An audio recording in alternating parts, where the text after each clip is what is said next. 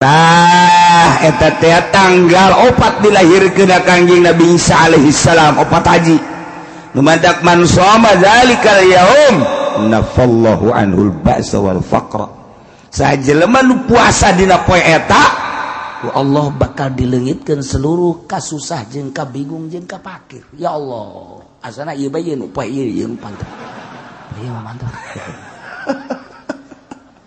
oh parah ieu tanggal 4 ya Allah ya Rabb bahkan tambah nafakana yaumul qiyamah masafaratul bararatil kiram ke di poe kiamah dibarengkeun jeung nu bararagus jeung nu marulya para rasul para nabi para wali para syuhada nah hiji ka dinya wa bi ali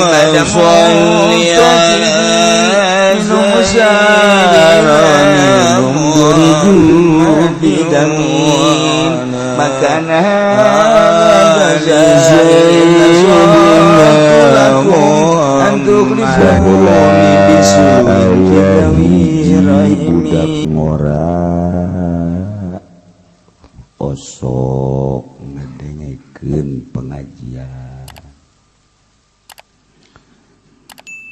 nyana di mana-mana tanggal hiji bulan haji nyana langsung sok puasa datang ke Arafah kabejakeun eta budak ngora teh nu sok ngalaksanakeun puasa beja datang ka Kangjeng Nabi Muhammad sallallahu alaihi wasallam dipanggil ku Kangjeng datang Kangjeng hei budak qora mayah miluka ala siyami hadhil ayam naon anu ngadorong Kangjeng muasaan ieu poe di tanggal hiji datang ka poe Arafah anu ngadorong anjeun puasa naon budak ngora ngajawab bi abi wa ummi anta mufta ya Rasulullah abdi mangan sakadar sakieu Gusti annaha ayyamul masyair wa ayyamul haji asallahu ayyushikani fi du'aihi di tanggal hiji datang ke poe Arafah teh poean masyair syiar-syiar tanda-tanda keagungan agama Islam poean-poean mulai jelema endek sarariap berangkat ke Arafah teureun-eureun jelema ngadaru'a timimiti tanggal hiji geus memfokuskan diri untuk kumpul di Arafah ngadaru'a nyana berbagai bahasa jeung berbagai kahaya terutama hayang dihampura dosa hayang dibere kajembaran hate wau ka Gusti hayang dibere kasenangan akhirat eta Gusti sakitu Gusti abdi mah lantaran atuh loba nu ngadoa abdi puasa sugan be doa eta datang ka abdi nu puasana nu di Mekah ngadoa atuh geus sugan deui abdi ka bawah ai kitu menutup puasa pan Gusti meureun teu nyararambung ai kitu mah puasa sugan tah abdi dihijikeun ka Mekah teu abdi mah munggah haji teu Adi puasa hayang dihijikeun jeung pamenta jelema nu marunggah haji. Cek Kanjeng Nabi atuh teh lain sambarangan maneh. Ya fa inna laka bi kulli yaumin tasumuhu adla mi'ata raqabatin wa mi'atan badalatin wa mi'ata farasin yuhmalu 'alaiha fisabilillah.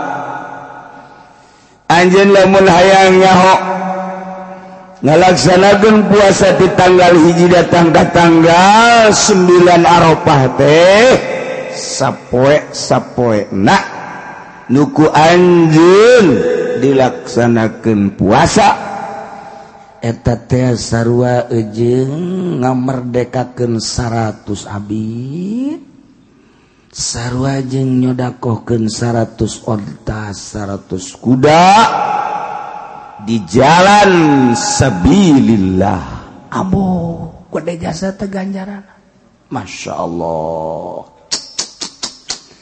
Bahkan lamun datang ka poe tarwiyah ditingkatkeun ku Gusti Allah, falaka fiha adla alfi raqabatin wa alfi badanatin wa alfi parasin malu alaiha fisabilillah. Di poe tarwiyah mah sabanding jeung 1000 ngamerdekakeun 1000 budak, sedekah 1000 onta 1000 kuda.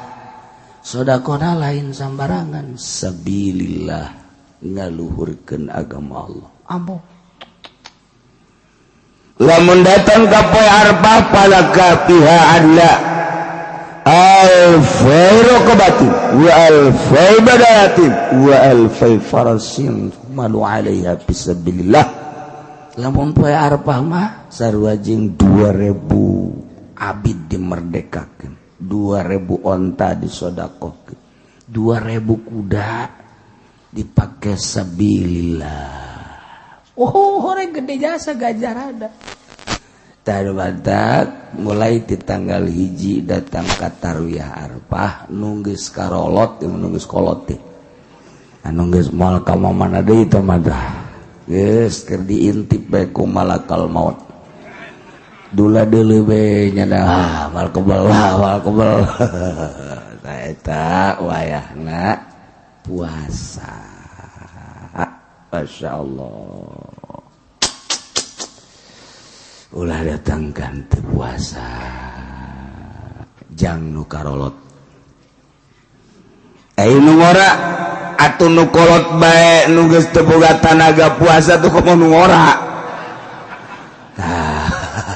Atuh nu ngora deui tanagana gede kene atuh nu kolot bae puasa tuh komo nu ngora.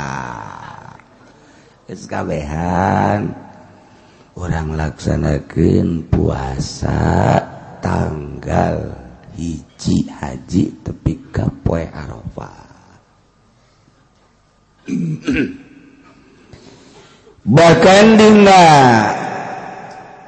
hadis nu diriwayatkeun ku Ibnu Abbas ti Kangjeng Nabi Muhammad sallallahu alaihi wasallam saur Kangjeng al-yawmul ladzi ghafarallahu fihi li Adam alaihi salam awalu yaumin min Dzulhijjah.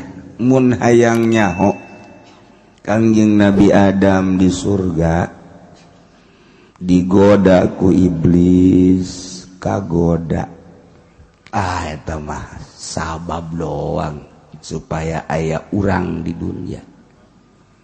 Mun nyana di akhirat bae di ditu di surga atuh moal aya Jokowi, moal aya Megawati, moal aya si eta. Jadi eta juturun Kangjeng Nabi Adam. Ihbib. Ya Adam. Turun Kangjeng Nabi Adam di Gunung Hindi, India. Langsung sujud, keluar cai mata teu eureun-eureun, datang ka cai mata ngalir ti mata Kangjeng Nabi Adam jeung cerikan dosa datang ka jadi kamalir jadi kali ku pohara-poharana. Masya Allah orang segede kicat orang yang cerikan dosa orang lamun gitu mah dagang rugi cerik pernah atawa kabogoh ninggalkeun cerik tamata atau apa bajikan manyun bae ceri kayak gitu mah dosa dan pernah diceng-cerikan urang ilah kebedegongan urang cerik teh yang cerikan dunia be yang cerikan dunia tinggalkeun ku awewe cerik ya lain lalaki mah lain gitu tinggalkan gua we yo HDG ganti aing ganti setang ngomong manggina emang teu make modal ngomong manggina ini sugihonam guta ganti gaya modalna aya ente itu leungit ini tayang kawin deui cak anu deuk dikawin mangga bae abdi masal di mas kawinan 50 gram bae. Waduh puguh nu itu ge kabur gara-gara kurang napakah.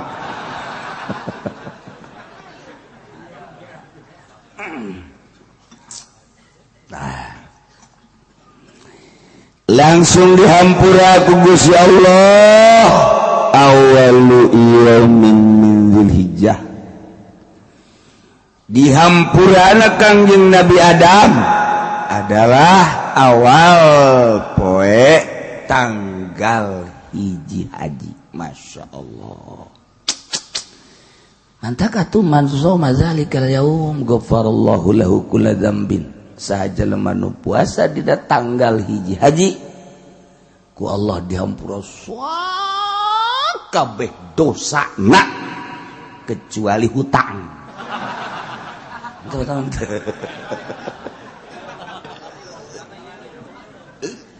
Hutang dihampura mah tumina urang parwasa bae geus. Kudu dibayar tong hak adami.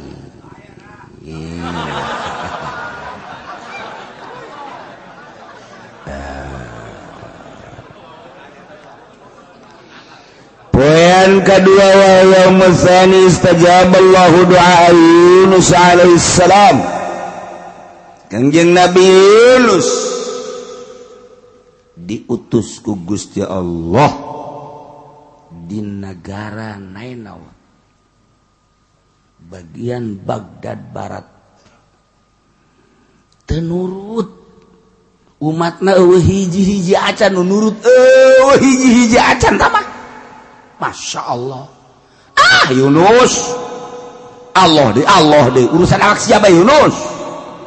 Masya Allah kaki Nabi Yunus dah langsa nah Gusti aik kiting mah abdi dawah unggal poe kadang caci maki bae ti masyarakat abdi rek berangkat indit tinggalkeun umat berangkat tanpa konfirmasi jeung Allah kuduna kan eta mentah heula petunjuk ka Allah Gusti umat kos kieu abdi di dieu bae apa indit kan gitu kuduna iman teu kesal nya kesal aduh itu jangan contoh maksudnya mah jangan contoh urang berangkat kulantaran tanpa petunjuk ti Gusti Allah nyana berangkat ninggalkeun umat naik kapal datang ke tengah-tengah laut oyang kapal wah beh kaget keputusan nahoda jeung awak-awak kapal bahwa ieu mah kudu diundi lantaran aya jelema anu mah hiwal ka pangeran sasanu engke undianna keluar eta kudu dibalangkeun ka laut setuju atau tidak setuju cak Kangjeng Nabi Yunus dah aing asana ieu geus beda rasaan cenah ge kos urang we kos urang bareng 10-an haju aya hiji awewe geulis hajunya tanyana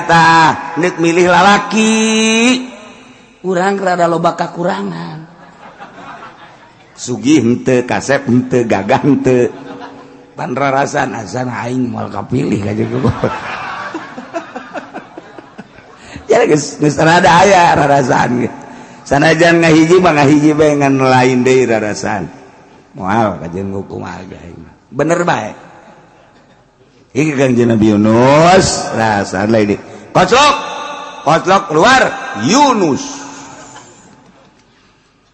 3 kali mangkani kotlok deui keluar Yunus tuh cek aing bener bae ka 3 kali cek jana pasti aing deui kotlok Yunus otomatis mana Yunus abdi sesuai jeung perjanjian seluruh awak kapal untuk menyelamatkan orang banyak maneh kudu diabalangkeun ka laut cek Yunus ya mau tidak mau lah balangkeun ka laut pulang cek Gusti Allah hei lauk nun capok usia awas ulah datang ka lecet seketika aja ulah ngagetkeun sia caplok lauk Yunus wah lauk nun asep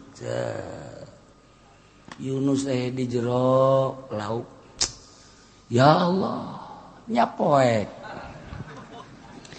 nyapengap di jero teh bisa napas teh lamun lauk calangap wek di jero lauk atuh wiridannya la ilaha illa anta subhanaka inni kuntu minaz zalimin la ilaha illa anta subhanaka inni kuntu minaz zalimin la ilaha illa anta subhanaka inni kuntu minaz zalimin diijabah doa Kangjeng Nabi Yunus diijabahna tanggal 2 haji Masya Allah mantap dikeluarkan fa akhrajahu min batnil hut keluar Kangjeng Nabi Yunus disemprotkeun ku lauk srot di negara nena pinggir laut langsung sakumaha orok mah Kangjeng Nabi Yunus orok leket teh itu tanaga tah eta tanggal 2 kayak panjang kayak ditafsir ieu mah man shoma zalika yaum kana kaman abadallaha ta'ala sanata man soma sahaja lemanu puasa dina poe eta tanggal 2 sarua jeung ibadah ka Allah satahun lam yasillah ti ibadati torpatain sarua jeung ibadah satahun teu pernah maksiat sakicep-kicep acan bau tanggal 2 dah masyaallah poean katilu istajaballahu fi du'a Zakaria alaihi salam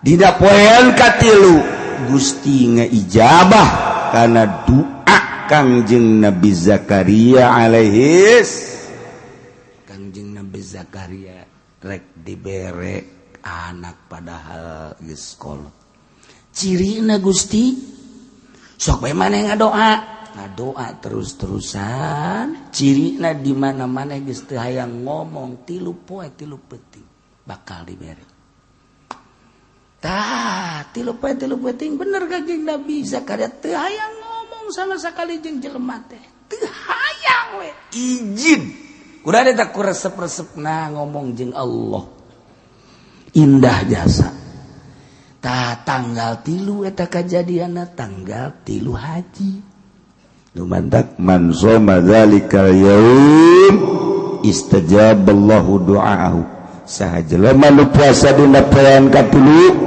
haji Allah bakal nyubadanan kana doana tah mun hayang diijabah doa puasa tanggal 3 ya Allah ya Rabbi abdi dagang kieu bae dagang mah dagang di modalan ambruk deui cak Allah tubungan sia tolong kunaon teu make aturan dagang ditaulah ngridit ditaulah make duit bang sia mah bang bae geus goblok sia mah tolong tamun sia bener dijabah ku aing ijabah gua asal urang bener.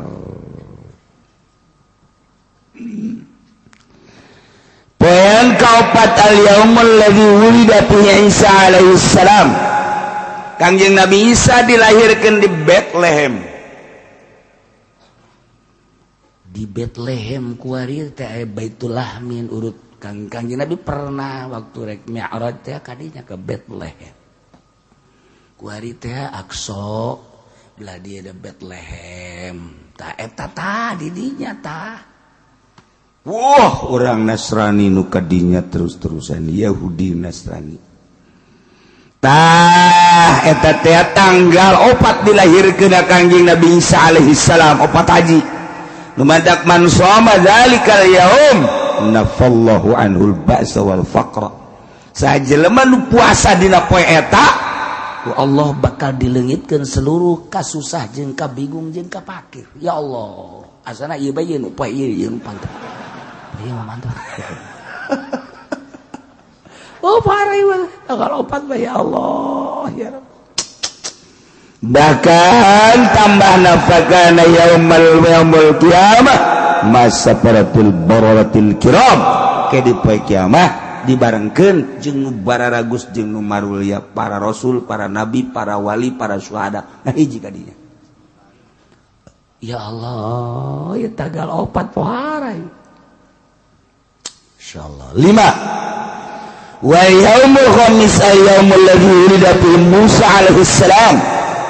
Tanggal 5 haji hari kelahiran Kangjeng Nabi Musa alaihissalam. Kangjeng Nabi Musa dilahirkan tanggal 5 haji. Langsung dipiceun ke Bengawan Nil tanggal 5 haji. Atas perintah Allah saat Fir'aun biadab selalu membunuh orang lalaki, tapi justru datang ke istana Firaun, ke kawasan Allah, bahkan udah kabunuhnya anak, dek merangannya. Man shoma dzalikal yaum bari'a minan nifaq aw min azabil qabri. Sajelema nu puasa dina tanggal 5 haji bakal aman merdeka tina panyakit nifaq jeung tina siksa kubur. Masya Allah. Genap. Wal yawm as-sadisu al-yawm alladhi fatahallahu ta'ala li nabiyhi fihi al-khair. Poean kagenep poean Allah ngamenang-menangkeun ka nabi ngabukakeun dina poe eta kahadean kabagusan. Dibuka kunci kebaikan poe eta dumantak bangsa mahu jelema nu muasaan poe tanggal genep haji yanzurullahu ilaihi birrahmah fala yu'adzabu ba'dahu abadan. Bakal dilirik ku Gusti Allah ditinggalikeun dengan penglihatan rahmat di kucuran rahmat.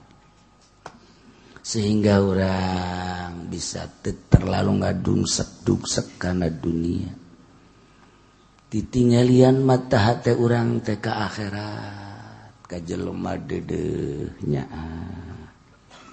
Atuh ibadah ge mantep sehingga moal disiksa terus datang ka yaumul kiamah. Oh, mantapnya asa teh. Poin ke-7 wal yaumus sabi' wal yaumul ladzi yughlaqu fihi abwabu jahannam wa la tuftahu hatta tamdiya ayyamul 'ashr.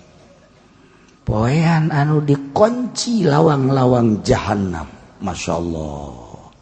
Teu dibuka deui hingga lewat 10 bulan haji. Dikunci tanggal 7 bulan haji jahanam seluruh pintu Allah karim kayak dibuka setelah tanggal 10. Mantap. Man shamahu saha jelema anu puasa tanggal 7 bulan haji aglaqallahu anhu salasina baban minal usri wa fatahalahu salasina baban minal yusri. Dikunci 30 lawang kesulitan-kesulitan dikunci, dibukakan lawang-lawang kemudahan, lawang kebahagiaan tanggal 7 bulan haji. Wah, Masya Allah. Tanggal 8 poe tarwiyah wal yaumuz tsaminu al yaumul ladzi yusamma yaumat tarwiyah. Imah puasa anu digararan puasa tarwiyah. Nah, anu man shamahu saha jelema nu puasaan poe tarwiyah utiya minal ajri ma la ya'lamu illallah, bakal diberi ganjaran nu urang teu meunang nyaho. Ku gede-gedena ganjaran beusi kaget nu nyaho nangan Allah bae sama. Oh. Poean ke-9 disebut poe Arfah wa yaumut tasi' yaumul ladzi huwa yaum Arfah. Nah, nu karumpul jelema di Arfah kabeh tadarru takarrub ka Allah dengan 2 helai baju, teu mawa dunia, teu mawa jabatan, teu mawa pangkat, jauh ti lembur, ti anak, ti incu, ti pamajikan, ti imah, ti dunia, harta, mobil, kabeh eueuh hiji be nyana jeung Allah. Deuk kumaha teh diijabahna tuh. Ya urang ge lamun di dieu bisa kitu mah tuh cepet diijabahna. Udah mah jangan doa teh nara rempel pan di hate teh motor, mobil, kakareta-kareta aya di jero. Masya Allah, kudu dicoplokeun cara urang di Arfah.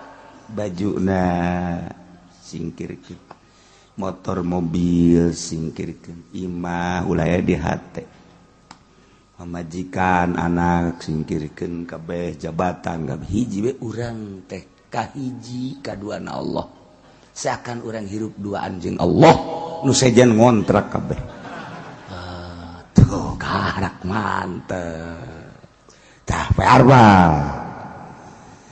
man shamahu kana kafaratan lis sanatin madiyah wa sanatin mustaqbalah. Jelema nu muasaan poe Arfah, puasa tersebut bakal jadi kafarat, ngaparatan dosa satahun ka tukang, satahun ka hari. Boh, ka tukang dosa-dosa urang satahun dihampura, nu ka hareup dosa-dosa urang ge dihampura. Poe Arfah lain lalagaan. Masya Allah. Sebab poe ieu lah diturunkeun ayat al-yauma akmaltu lakum dinakum wa atmamtu alaikum ni'mati wa raditu lakumul islama dina. Selesai. Tanggal 10 yale poe lebaran wal yaumul ashir wa yaumul adha man qurba qurbanan fi fa awwalu qatratin qatarat min dami ghafarallahu lahu dzunubah wa dzunuba iyali wa man at'ama fihi mu'minan aw tasaddaqa fihi bisadaqatin ba'athahu Allah ta'ala yaumal qiyamah amin wa yakunu mizanhu athqala min jabal Uhud. Jelema anu korban tumadeus melalui hewan eta begitu dipencet set pa awalu qatratin qatarat pangheulana tetesan getih nu netes kana taneuh ghafarallahu lahu dzunubah langsung dihampura sok wabeh dosa jelema eta. Bahkan lainnya na doang nu dihampura dosa keluargana, pamajikanana, anakna, incuna, mamang, uap, bapak kolot, wabeh dihampura. Dihampura temang us korban nih. Masya Allah. Gede jasa ganjaran.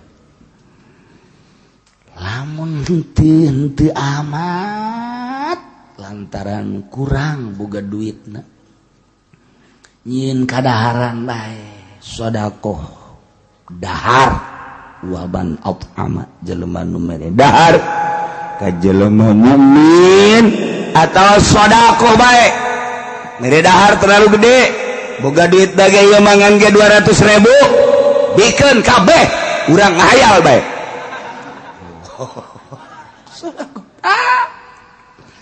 ba'atsahullahu ta'ala yaumal qiyamah Allah bakal ngahudangkeun yaumal qiyamah aminan aman tentram tenang ieu ku gede-gedena ganjaran tanggal 10 haji bahkan ditimbang begitu ditimbang amal timbanganana asqala min jabali uhudin leuwih berat tibatan gunung Uhud wah langsung puasa naon kitu ngaranna ku korban doa atawa sedekah dina tanggal 10 sesuai jeung kadar kaayaan urang. Urang boga duit rada gede korban. Urang boga duit rada leutik korban mah korban we kotok. Kotok ge kurang boga endog. Geus bae. Endog kurang boga endog piit. Endog piit lagi ulah dibikeun ka batur hakan ku sia beres kabeh cek malaikat tuh budak ieu mah pupurieun amat tuh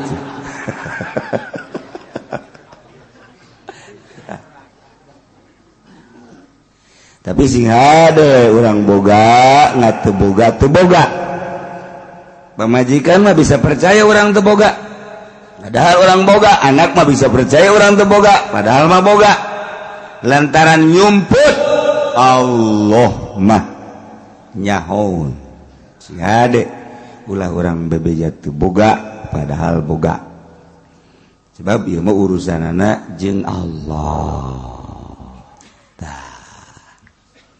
iraha kiai tanggal hijina setelah dihitung melalui perhitungan kitab falak karangan Kiai Mansur Sulamun Nairen oge aya anu ngitung deui kitab Syati jatuh tanggal hijina poe Sabtu tah Sabtu hareup Sabtu Minggu Senin berarti tanggal 10 lebaran urang poe Senin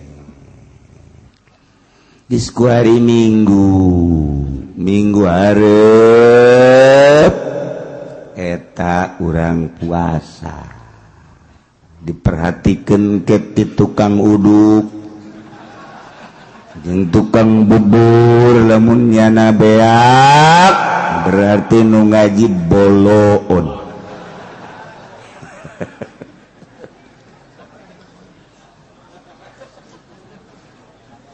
Pacana aing mah moal ngadahar uduk di dinya dek di imah bae leuwih boloon.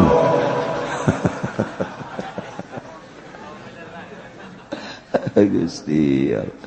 Ieu ge nu matak dibejaan ge ai kiai mah kiai ustad atuh teu kudu dibejaan untina. Ieu mah jang nu barodo. Kiai mah teu kudu dibejaan jang moal puasa ieu nya ge.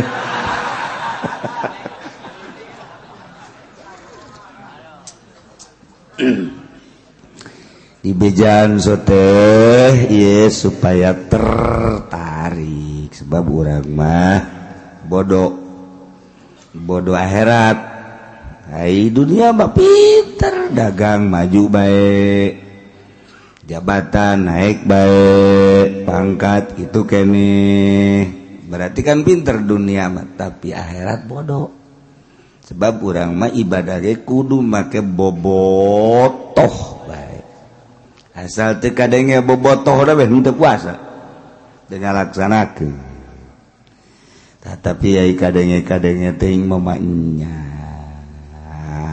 atuh di tanggal hijina poe Sabtu hareup mingguna tetep ngaji urang tanggal 2 berarti mingguna deui poe Arfah tetep ngaji sebab perek ge lamun aya mutasyrik eta mah poe arpa ngaji biasa daripada ngalamun urang mah tadi kan ngaji pakai ibadah di arpah di ditu karumpul zikir Kanjeng Nabi Musa naros ya Allah cobaan pang bagus-bagus dina poe arpah teh maca naon Gusti Allah eueuh deui maca la ilaha illallah. Cek ieu Musa teh bantu geus teu kudu bejaan Gusti tah mah. Ya kabeh ge marah raca. Bajaan teu kudu dibejaan ge bacaana ai ganjaranna mah. Ieu teh can dibejaan. Oh, cek ieu Musa emang kumaha kitu ganjaranna? Ganjaranna mun hayang nyaho maca la ilaha illallah sakali dina poe arpah. Dunia ditimbang jeung la ilaha illallah beuratan la ilaha illallah. Geus kitu-kitu ge direk maca bae Bu. Sakitu ge dikitu-kitu tetep teu maca. Eta mah pan belah ditun bloon. Ti bloon teh masih 5 kilo ka ditu.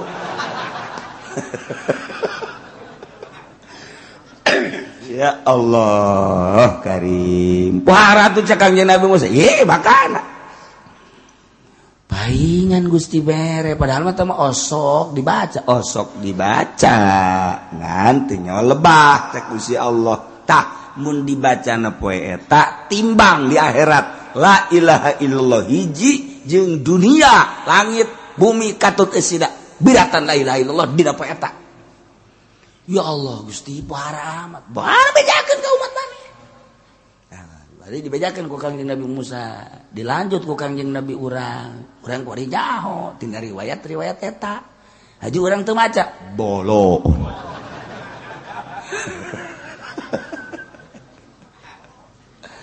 anu hebat cek Kangjeng Nabi tambahan lamun Kangjeng Nabi Musa macana la ilaha illallah doang umat kula tambahan la ilaha illallah wahdahu la syarikalah lahul mulku wa lahul hamdu wa yumit wa huwa ala kulli syai'in qadir. Gusti Rasul macana sabaraha eta pangsa etik da 100 lamun hayang mantep mah 10.000. Tuh, sebenarnya 10.000 teh ngagibeg. Pangsa etikna 100 rada sedang 1000 la ilaha illallah wahdahu la syarikalah lahul mulku wa lahul hamdu wa yumitu wa ala kulli syai'in naon deui Gusti Rasul maca kulhu 1000 poe eta tah lain lalagan tah poe eta mah lain lalagan ganjaranna pohara jasa ya Allah ya Rabb maca daon deui Gusti Rasul subhanallah 1000 alhamdulillah 1000 Allahu akbar 1000 Gusti Rasul atau mah teu keburunan naon sia mah kitu bae sih bege wayana poe arpa atuh pasingkeun jang ka Allah pasingkeun jang ka Allah geus urang tetep ngaji tas ngaji balik langsung di imah siapkeun maca la ilaha illallah wahdahu la syarikalah lahul mulku wa lahul hamdu wa ala kulli syai'in qadir. Insyaallah ke doa nu paling praktis doa ke minggu hareup ditulis ku kula jang bawaeun fotokopi tempelkeun bloon deui bae lain dibaca ditempel baca gimana doa baca oke insyaallah minggu hareup tapi ieu mah urang bae anu teu ngaji ulah dibere ulah ieu mah jang urang bae nu ngaji geus lamun minggu hareup teu ngaji ulah dibere ulah emang kurang gitu urang ge can buku maca teu kowonya ada di dibere tah insyaallah ke supaya mantep ieu mah jang aki-aki jangan aki-aki we nu geus deukeut ka hareup ka ditu supaya maca naon ngeunah ke di ijazahan minggu hareup abeh mantep urang babacaan ieu babacaan poe arpah teh teu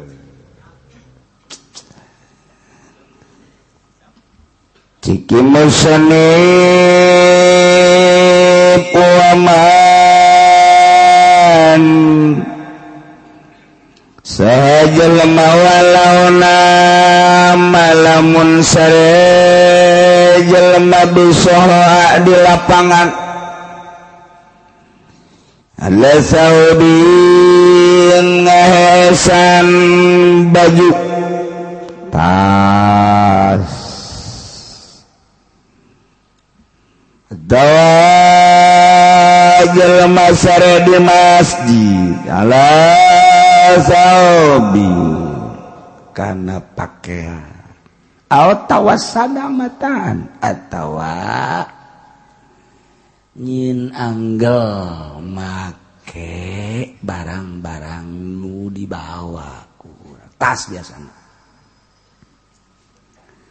Zaid di lapangan mah di mana tilok lantaran di orang matu lain cara di daerah timur balalakonan sok jauh aya lapangan sare di dinya antar kampung antar kota jauh di urang atuh geus lapangan bageula keur kula leutik mah Tangerang Serang wah atuh ablag-ablagan pan asal geus Cikupa terus Belaraja ka ditu apeng-apengan ka Serang eueuh naon kiri kanan teh masyaallah ngeplak jauh rarasan ka Serang atawa ke zaman kula mondok ka ditu ka Garut ka Kresek encan aya tol encan aya patas ieu teh naik mobil Bogor terus eureun-eureunnan Malulu mantak jadi nyaho lembur geus kenek nyaho naon kita ngomong Malulu nya pengkolan kiri kakarake warung nasi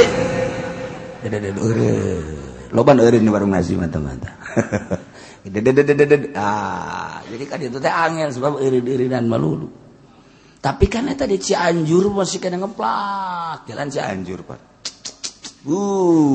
eta teh di Cianjur kota ka Ciranjang bae ka Ciranjang ngeplak sisi teh can aya bangunan ke Ciranjang ka Cipatap atuh masih kene can aya naon masyaallah tangkal kayu begelelede Cipatat Bandung pada larang eta teh masih kene carang imah teh baheula kuari mah rapet di dieu urang di dieu di Tangerang datang ke Serang datang ke Pandeglang mana coba nu ngomong rapet kabeh malah marah ribut dihareup ieu hayang ieu hayang ribut jadi geus carita lapangan teh hese kecuali Lampung aya keneh lapangan urang eueuh ziarah baik ka ditu ka mana ka Walisanga masih ngaralep plake kuari nyara rambu ieu mazhaid sare di masjid mawatas tasna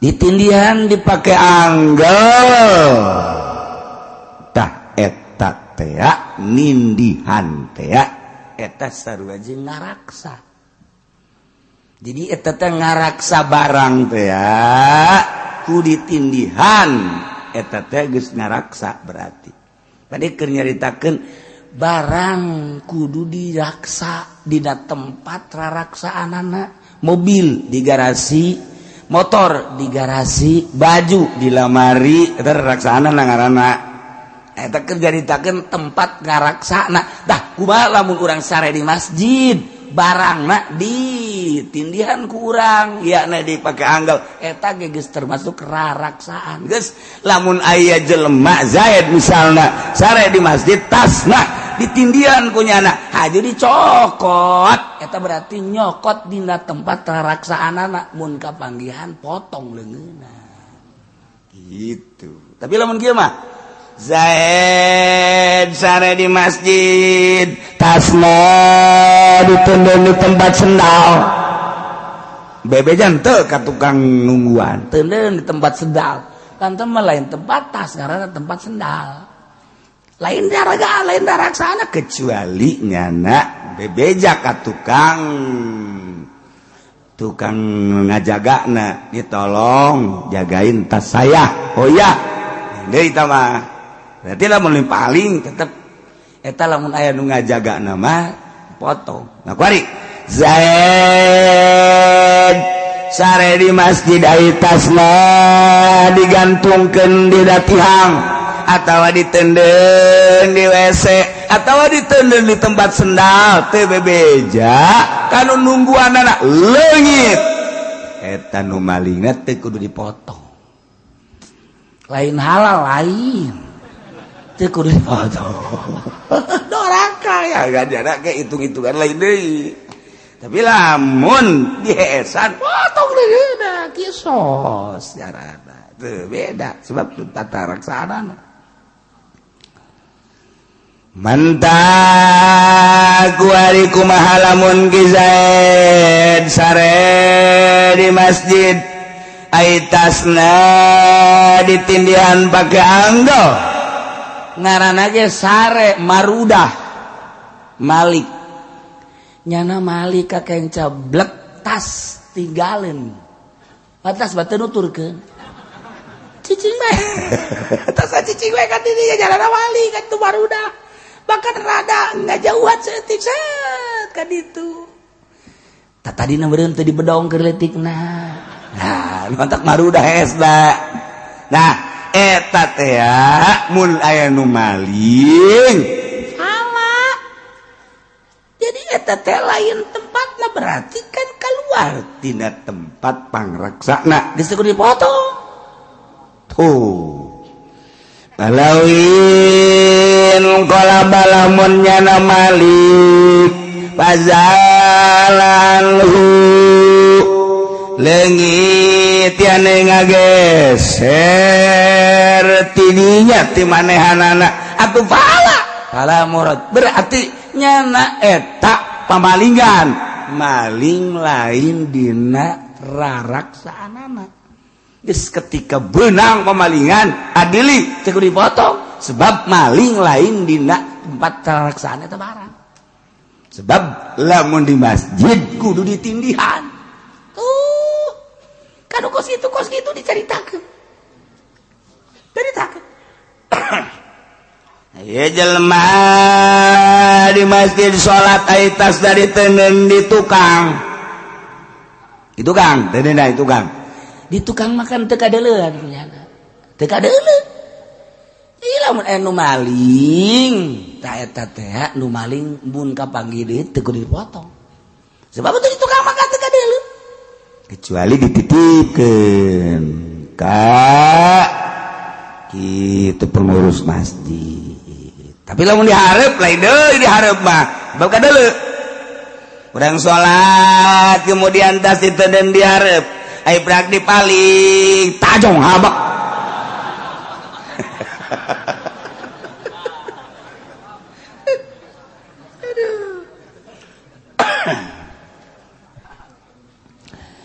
wa saubun wa mata'un wa ba'ahu bi qurbihi